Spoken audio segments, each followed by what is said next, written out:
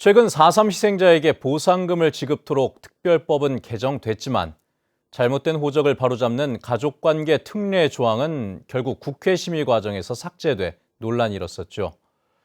자, 이 같은 호적 불일치 유족에 대한 첫 번째 조사 결과가 나왔다고 합니다. 권혁태 기자가 보도합니다. 4.3이 일어나던 해 3살이었던 양승원 할아버지.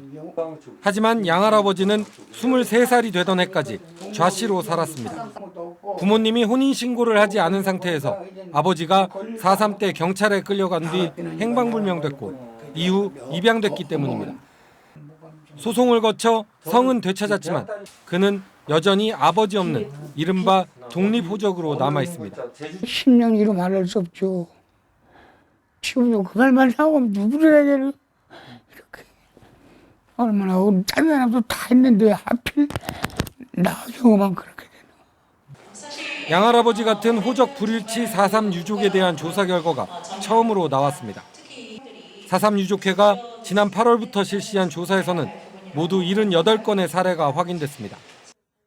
혼인신고나 재혼이 문제가 된 경우가 41%, 사망으로 인한 문제가 20%가량 됐습니다. 특이한 것은 희생자의 83%가 남성이었지만 호적이 불일치된 유족의 76%는 여성이었습니다.